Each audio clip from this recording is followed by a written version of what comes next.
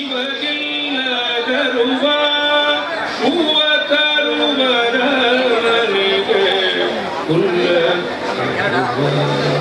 ಅಲ್ಲಿ ಶ್ರೀಕೃಷ್ಣ ಪರಮಾತ್ಮ ಬಾಲ ರೂಪದಿಂದ ಕನಕಪ್ಪನ ಮನೆಯ ಮುಂದಿನ ತುಳಸಿ ವೃಂದಾವನಕ್ಕೆ ನೀರು ಹಾಕಿ ಅಲ್ಲಿ ಸೇವೆ ಮಾಡ್ತಾ ಇದ್ದಾರೆ. ಎಲ್ಲ ಕಡೆ ಇರುತ್ತಿ ಆಯಾ ನಮ್ಮಲ್ಲಿ ಶಿವಶರಣರು ಕೂಡ ಈ ಮಾತನ್ನು ಹೇಳಿದ್ದಾರೆ. ಅವರವರ ಭಾವಕ್ಕೆ, ಅವರವರ ಭಕುತಿಗೆ ಅವರವರ ತೆರನಾಗಿ ಇರುತಿಹನ್ನು ಶಿವಯೋಗಿ. ಹರಿಯ ಭಕ್ತರಿಗೆ ಹರಿ, ಹರನ ಭಕ್ತರಿಗೆ ಹರ, ನರರೇನು ಭಾವಿಸುವರದರಂತೆ ತೋರುವರು. ಆ ಮಾತನ್ನೇ ನಮ್ಮ ಹಿರಿಯರು ಹೇಳಿದ್ದಾರೆ. ಆದ್ದರಿಂದ ಅಲ್ಲಿ ಬಂದು ಇಡೀ ಜಗತ್ತಿಗೆ ಒಬ್ಬ ಭಕ್ತನ ಮಹತ್ವ ಎಂಥದ್ದು, ಜಾತಿ ಜನಾಂಗ ಎಲ್ಲವನ್ನು ಮೀರಿ ಭಗವದ್ಭಕ್ತಿ ಅಂತಕ್ಕಂಥದ್ದು ಗುಣಗಳಲ್ಲಿ ಶ್ರೇಷ್ಠ ಗುಣ.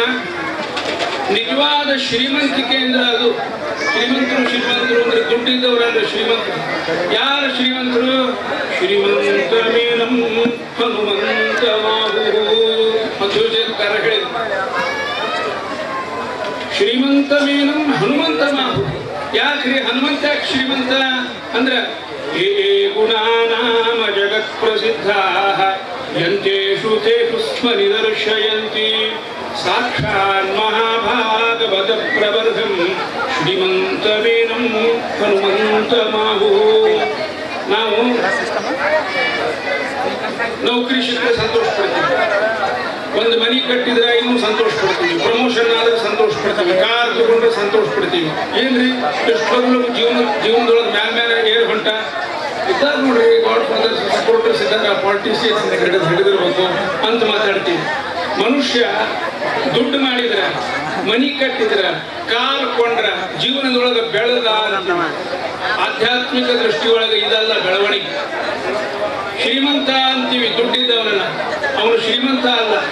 ಯಾರು ಶ್ರೀಮಂತ ಅಂದ್ರೆ ನಮ್ಮ ರಾಘವೇಂದ್ರ ಶ್ರೀಪಾದಗಳವರು ಶ್ರೀಮಂತರು. ಬಹಳ ದುಡ್ಡಿದ್ದವ್ರೇನ್ರಿ ಅವರು? ಅಲ್ಲ, ಬಡವರು. ಹುಟ್ಟ ಬಡವರಾದರೂ ಸಹಿತ ಬೆಳೆದಂಗ ಅಂತರಂಗದೊಳಗ ಭಗವತ್ ಪ್ರಜ್ಞೆಯನ್ನು ಬೆಳೆಸಿಕೊಂಡು ತನ್ನ ಮೂಲಕ ಶ್ರೀಮಂತಿಕೆಯನ್ನು ತೋರಿದರು. ಶ್ರೀ ಅಂದ್ರೆ ಲಕ್ಷ್ಮೀದೇವಿ, ಶ್ರೀಮಾನ್ ಅಂದ್ರೆ ಭಗವಂತ. ಆ ಭಗವಂತನನ್ನ ತಮ್ಮ ಹೃದಯದಲ್ಲಿ ಧಾರಣೆ ಮಾಡಿ ಜೀವನದುದ್ದಕ್ಕೂ ಯಾರು ಉಪಾಸನ ಮಾಡುತ್ತಾರೆ ಅವರು ಶ್ರೀಮಂತ. ಆ ದೃಷ್ಟಿಯಿಂದ ರುಕ್ಮಿಣಿ ಕಲ್ಯಾಣ, ವೆಂಕಟೇಶ ಕಲ್ಯಾಣ, ಎಲ್ಲ ವಿವಾಹ ಮಹೋತ್ಸವಗಳನ್ನ ಆಚರಿಸುವುದಕ್ಕೆ ಒಂದೇ ಒಂದು ಉದ್ದೇಶ. ಏನು ಉದ್ದೇಶ ಅದು? ತನ್ನಿವಾಸೋಸ್ತು ತೇ ಹೃದಯ. ಆ ಶ್ರೀನಿವಾಸ ಇದ್ದಾನಲ್ಲ, ಶ್ರೀನಿವಾಸ ಅಂದ್ರೇನು? ಶ್ರೀಯಲ್ಲೇ ವಾಸ ಮಾಡಿಕೊಂಡಿರ್ತಕ್ಕಂಥವ ಅವ ನಮ್ಮ ಹೃದಯದೊಳಗೂ ವಾಸ ಮಾಡಬೇಕು. ಶ್ರೀಯ ನಿವಾಸ ಇದಾಗಬೇಕು. ಲಕ್ಷ್ಮೀನಾರಾಯಣರು ನಮ್ಮ ಹೃದಯದಲ್ಲಿ ವಾಸ ಮಾಡಬೇಕು. ಆ ಉದ್ದೇಶದಿಂದ ಎಲ್ಲ ಕಲ್ಯಾಣೋತ್ಸವಗಳನ್ನ ನಾವು ಆಚರಿಸ್ತಾ ಇದ್ದೇವೆ. ರುಕ್ಮಿಣಿ ದೇವಿ ಶ್ರೀಕೃಷ್ಣ ಪರಮಾತ್ಮನಿಗೆ ಪ್ರೇಮ ಪತ್ರವನ್ನು ಬರುತ್ತೆ. ನಿಮ್ಮ ಭಾಷಾದೊಳಗೆ, ಆಡು ಭಾಷಾದೊಳಗೆ ಹೇಳೋದಾದ್ರೆ ಲವ್ ಲೆಟರ್ ಬರುತ್ತೆ. ಏನ್ರಿ ಆಗಿನ ಕಾಲಕ್ಕೂ ಬರೀತಿದ್ರೇನು ಅಂದ್ರೆ ಎಲ್ಲ ಕಾಲಕ್ಕೂ ಇತ್ತು. ಪ್ರೀತಿ ಪ್ರೇಮ ಆಧ್ಯಾತ್ಮದೊಳಗೆ ನಿಷಿದ್ಧ ಅಲ್ರಿ. ಇವರೇನ ಆಧ್ಯಾತ್ಮಿಕ ಮಂದಿ ಇರ್ತಾರಲ್ಲ, ಜುಟ್ಟು ಬಿಟ್ಕೊಂಡು ನಾಮ ಹಾಕೊಂಡು ಬಂದು ಅವ್ರು ಕನ್ಯಾ ಕೊಡ್ಲಿಕ್ಕೆ ಮುಂದೆ ಮಾಡ್ತಿರ್ತಾರೆ. ಆಧ್ಯಾತ್ಮಿಕ ಮಂದಿರಪ್ಪ ಪುರಂದರದಾಸರು ಹಾಡು ಮಾಡ್ಯಾರ, ವೈದಿಕ ಗಂಡನ ಒಲ್ಲೆನ ಎಲ್ಲಾದರೂ ಹೋಗಿ ಭಾವಿ ಬೀಳುವೆನವ್ವ, ವೈದಿಕ ಗಂಡನ ಒಲ್ಲೆನ. ಮುಂಜಾನೆ ಕುಡ್ಲಿಕ್ಕೆ ಚಹಾ ಅಂತಾರೆ, ಕಾಫಿ ಅಂತಾರೆ. ಗೃಹಸ್ಥರ ಮನೆಯೊಳಗೆ ಬ್ರೆಡ್ ಇಟ್ಟಿರ್ತಾರೆ, ಉಪ್ಪಿಟ್ಟು ಇಟ್ಟಿರ್ತಾರೆ. ಇವೇಗ ಮಣಮಣ ಮಂತ್ರ ಅನ್ಕೋತ ಕೂಡ್ತಾವ. ಮಧ್ಯಾಹ್ನ 12 ಗಂಟೆಗೆ ಅನ್ನ ಕಾಣ್ತಾರೆ. ಅದಕ್ಕೆ ಮರೋ ಕೊಡಬೇಡ್ರಿ ನಮ್ಮ ವೈದಿಕ ಮನೆಗೆ ಅಂತ. ಇಲ್ಲಿ ಒಬ್ಬ ಬ್ರಾಹ್ಮಣ ಬಂದು ಶ್ರೀಕೃಷ್ಣ ಪರಮಾತ್ಮನಿಗೆ ಆ ಲವ್ ಲೆಟರ್ ಕೊಡ್ತಾನೆ, ಪ್ರೇಮ ಪತ್ರ. ಏನಂತ ಬರೆದಿದ್ಲ ಅವಳು ರುಕ್ಮಿಣಿ ದೇವಿ? ಇವತ್ತು ಪ್ರೇಮ ಪತ್ರ ಬರೆಯುವವರು ನೆನಪಿನಾಗ ಇಟ್ಕೊಳ್ಬೇಕು, ಹಂಗ ಬರೋದು. ಶ್ರುತ್ವಾ ಗುಣಾನ್ನ ಭುವನ ಸುಂದರ ಸಂಗಮಾಂಸ್ತೆ ನಿರ್ವಿಶ್ಯ ಕರ್ಣ ವಿವರಂ ಹರತೋಂಗತಾಪಂ ರೂಪಂ ಪುನಃ ಭುವನ ಸುಂದರ ಸುಂದರಂತೆ ತ್ವಯ್ಯಚ್ಯುತ ವಿಶತಿ ಚಿತ್ರಮಪತ್ರ ಬಂದೇ. ಸ್ವಲ್ಪ ಸಂಕ್ಷಿಪ್ತದಲ್ಲಿ ಅರ್ಥ ಹೇಳ್ತಾ ಇದ್ದೇನೆ. ಶ್ರುತ್ವಾ ಗುಣಾನ್ ಭುವನ ಸುಂದರ, ನಿನ್ನನ್ನು ನೋಡದೆ ಬಹಳ ಚಂದ ಇದ್ದಿ, ಎತ್ತರ ಇದ್ದಿ. ಕೆಲವ್ರಿಗೆ ಒಬ್ಬೊಬ್ರಿಗೆ ಒಂದೊಂದು ಹುಚ್ಚಿರ್ತದೆ. ಅವ್ ಗಂಡು ಎತ್ತರ ಇರ್ಬೇಕು ಅಂತ ಕೆಲವ್ರಿಗೆ ಇರ್ತದೆ, ಅವನ್ ಬೆಳ್ಳಗಿರ್ಬೇಕು, ಅವಾಗ ಬಹಳಷ್ಟು ಕೂದಲಿರ್ಬೇಕು. ನೋಡಿದ ಕೂಡಲೇ ನಮ್ದು ಜೋಡಿ ಬರೋಬ್ಬರಿ ಕಾಣಬೇಕು. ನಾ ಗೆಡ್ಡ ಅವ ಎತ್ತರ ಹಿಂಗಾಗಬಾರ್ದು, ಸ್ವಲ್ಪ ಫರಕ್ ಇರ್ಬೇಕಷ್ಟ. ಆಕಾಶ ರಾಜ್ಯ ಹಂಗಿರ್ಬಾರ್ದು, ಅತಿ ಎತ್ತರ ಇರಬಾರ್ದು ಅಂತ ಹಿಂಗೆಲ್ಲ ನಾವು ನಿರೀಕ್ಷೆಗಳೇ ಇರ್ತಾವ. ಇದನ್ನು ನೋಡಬಾರ್ದು ಅಂತ ಹೇಳ್ತದೆ ನಮ್ಮ ಶಾಸ್ತ್ರ. ಏನು ನೋಡಬೇಕು ಅಂದ್ರೆ ಅಂತರಂಗದ ಗುಣಗಳನ್ನು ನೋಡ್ಬೇಕು. ಈ ತಿಳುವಳಿಕೆ ಮದುವೆಯಾಗಿ 50 ವರ್ಷದ ಮೇಲೆ ಬರ್ತಿದೆ, ಷಷ್ಠಬ್ದಿ ಆಗ್ತಿರ್ತದಲ್ಲ, ನಾವು ಸ್ವಲ್ಪ ಚಲೋ ಗುಣ ಇದ್ದವ್ರನ್ನ ಮದುವೆ ಆಗಿದ್ರೆ ಆಗ್ತಿತ್ತು, ಮುಗಿದೋಗಿರ್ತದೆ ಜೀವನ. ಈ ತಿಳುವಳಿಕೆ ಹರಿಯದ ವಯಸ್ಸಿನೊಳಗೆ ಬೇಕು. ದುಡ್ಡು ಬೇಕು ಬದುಕಲಿಕ್ಕೆ, ಒಂದು ಡಿಗ್ರಿ ಬೇಕು, ಸೌಜನ್ಯ ಬೇಕು, ಹಾಸ್ಯ ಪ್ರಜ್ಞೆ ಬೇಕು. ಇವೆಲ್ಲದರ ಜೊತೆಗೆ ಒಳ್ಳೆ ಸ್ವಭಾವ, ಮನುಷ್ಯನ ಸ್ವಭಾವ. ಯಾಕಂದ್ರೆ ಅದರ ಸಂತಿ ನೀವು ಕಾಯಂ ಜೀವನ ಮಾಡ್ತೀರಿ. ಇದೇನು ಹೊರಗೆ ಚರ್ಮದ ಸ್ಕಿನ್ ಡೀಪ್ ಬ್ಯೂಟಿ ಅಂತಾರಲ್ಲ, ಇದು ಕಳೆದು ಹೋಗ್ತದ. ಇದು ಮನೆಗೆ ಬಂದಿರ್ತಾರ, ಅಲ್ಲೊಂದು ಫೋಟೋ ಹಾಕಿರ್ತಾರೆ, ಚಂದ ಹರಿದ ಹುಡುಗನ ಫೋಟೋ. ಇವ್ರು ಯಾರ್ರೀ ಅಂತ ಕೇಳ್ತಾರೆ. ಇವಾಗ ಮನೆ ಯಜಮಾನಿಗೆ ಹೇಳಿಕ್ಕೆ ಸಂಕೋಚ, ನಾನ ರೀ 20-30 ವರ್ಷದ ಹಿಂದೆ ಫೋಟೋ ನಮ್ದ ಅದು ಅಂತ ಹೇಳಲಿಕ್ಕೆ ಸಂಕೋಚ ಆಗ್ಬೇಕು. ಅಷ್ಟು ಬದಲಾಗಿ ಬಿಡ್ತೀವಿ ನಾವು. ಈ ರೂಪ ಕಳೆದು ಹೋಗ್ತದೆ. ಹರಿದ ವಯಸ್ಸಿನೊಳಗ ಆ ಸಿನಿಮಾ ನಟಿಯರನ್ನ ಮನಸ್ಸಿನಾಗ ಇಟ್ಕೊಂಡಿರ್ತಾರೆ, ಹಂಗಿರ್ಬೇಕು, ಹಂಗಿರ್ಬೇಕು ಮದುವೆ ಆಗೋ ಹುಡುಗರು. ಅವೇ ನಟಿಯರಿಗೆ ವಯಸ್ಸಾಗಿ ಮುದುಕಾಗಿ ವೈಜಂತಿ ಮೇಲೆ ಒಂದೆರಡು ನಮ್ಮ ಕಾಲದ ಹೆಸರು. ಇವತ್ತು ಮಾರಿ ನೋಡಿದ್ರೆ ಸದ್ಯ ಈಗ ಮದುವೆ ಆಗಲಿಲ್ಲಪ್ಪ, ಚಲೋ ವಯಸ್ಸು ಮುಪ್ಪು ಯಾರನ್ನು ಬಿಟ್ಟಿದ್ದಲ್ಲ. ಅದಕ್ಕೆ ಮದುವೆ ಆಗುವವರಿಗೆ ಬಣ್ಣ ಹೆಂಗ, ಮೂಗ ಹೆಂಗ, ಕಣ್ಣು ಹೆಂಗ, ಕೂದಲು ಹೆಂಗ, ಉಪ್ಪ ಕೂದವರಿಗೆ ಆ ಹುಡುಗಿಗೆ ಅದಕ್ಕಾಗಿ ಮದುವೆ ಆಗ ಅದ ಹಾವಾಗಿ ಒಂದು ಉರುಳು ಹಾಕ್ತದೆ. ಆಮೇಲೆ ಗೊತ್ತಾಗ್ಲಿಲ್ರಿ ಅವಾಗ ಹಿಂಗೆಲ್ಲ ಆಗ್ತದೆ ಅಂತ ಅನಿಸಿರ್ಲಿಲ್ಲ. ಸ್ನೇಹಿತ ಹೇಳ್ತಿರ್ತಾನೆ, ಬಹಳ ಹಟಿ ತುಳಸ್ನೇಕ್ ಅಂತ ಹೇಳ್ತಿ, ಮಲಗಿರ್ತಿದಿ ಮಕ್ಕಳಿದಾಗ ಮುಂಜಾನೆ ಹೇಳೋದ್ರಾಗ ಹೇಳ್ತೀವಿ ಹಾವಾಗ್ತೀಯೋ ಏನೋ ಅಂತ ಹೆದರಿಕೆ ಆಗ್ತದೋ ಒಮ್ಮೊಮ್ಮೆ ಅಂತ ಚರ್ಚೆ ಮಾಡ್ತಿರ್ತಾನೆ. ಹಂಗ ಹೊರಗೆ ಕಾಣೋ ರೂಪಕ್ಕೂ ಒಳಗಿನ ಗುಣಗಳಿಗೂ ಯಾವುದೇ ಸಂಬಂಧ ಇಲ್ಲ. ಈ ತಿಳುವಳಿಕೆ ಹುಟ್ಟಬೇಕಾದ್ರೆ ಮದುವೆಯಾಗಿ ಎಷ್ಟೋ ದಶಕಗಳು ಕಳೆದು ಹೋಗಿರ್ತಾವ. ಮಕ್ಕಳಿಗೆ ಹೇಳ್ತೀವಿ, ಚಲೋ ಗುಣ ಇತ್ತು ಅದು ನೋಡಿ ಮದುವೆ ಆಗಪ್ಪ. ಒಳ್ಳೆ ಉಪದೇಶ ಪುರಾಣ ಮುದುಕರು ಏನೋ ಮಾತಾಡ್ತಿರ್ತಾರಂತ ಮತ್ತವ್ರು ಅದೇ ಹಿಸ್ಟ್ರಿ ರಿಪೀಟ್ಸ್, ಅದೇ ಮಿಸ್ಟೇಕೇ ಆಗ್ಬೇಕು. ಕಣ್ಣು ಮೂಗು ಮಾರಿ ಬಣ್ಣ ನೋಡಿ ಅವ್ರು ಮದುವೆ ಆಗ್ಬೇಕು, ಅವ್ರು ಗೊಳೆಯಾಡ್ಬೇಕು. ಆಮೇಲೆ ಷಷ್ಠಬ್ದಿ ಕಾಲಕ್ಕೋ ಸಹಸ್ರಚಂದ್ರದ ಕಾಲಕ್ಕೋ ತಿಳುವಳಿಕೆ ಹುಟ್ಟಬೇಕು. ಚಲೋ ಗುಣ ಇದ್ದವ್ರು ಮದುವೆ ಆಗಿದ್ರೆ ಆಗ್ತಿತ್ತು. ಇವೆಲ್ಲ ಅವ ತಗೊಂಡೇನ್ ಮಾಡೋದದ ಅಂದ್ರೆ ಗುಣನೇ ಚಲೋ ಇಲ್ಲ, ಹಿಂಗ ಅನಿಸ್ಬಾರದು. ಅದಕ್ಕೆ ಆರಂಭದ ಸಾಲಿನೊಳಗ ರುಕ್ಮಿಣಿ ದೇವಿ ಪ್ರೇಮ ಪತ್ರದೊಳಗೆ ಎಲ್ಲ ಚಿಂತೆ ಹೊತ್ಕೊಂಡು ಬರ್ತೀವಿ. ದೇವರ ಮುಂದೆ ಕೂತಾಗ ದೇವರು ಬಿಟ್ಟು ಮನಸ್ಸಿನೊಳಗೆ ಬೇರೆ ಇನ್ನೊಂದೇನು ಇರಬಾರದು ಅನ್ನೋದನ್ನ ಹೇಳ್ತಾ ಇದ್ದಾರೆ. ಸಮರ್ಪಣಾ ಭಾವ ಬಹಳ. ನಮ್ಮಲ್ಲಿ ಒಂದು ಕಥೆ ಹೇಳ್ತಾರೆ, ಮಾವನವರು ಪೂಜಾ ಮಾಡ್ಕೊತ ಕೂತಿದ್ರಂತ, ಯಾರೋ ಬಂದ್ರು, ಮನೆಯಾಗಿದ್ದಾರೆ ಅಂತ ಕೇಳಿದ್ರು. ಅಕ್ಕಿ ಸೊಸಿ ಸ್ವಲ್ಪ ತುಂಟು ಸ್ವಭಾವದ ಅಕ್ಕಿ ಹೇಳಿದ್ರಂತ, ಅವರು ಚಪ್ಪಲಿ ಅಂಗಡಿಗೆ ಹೋಗ್ಯಾರ.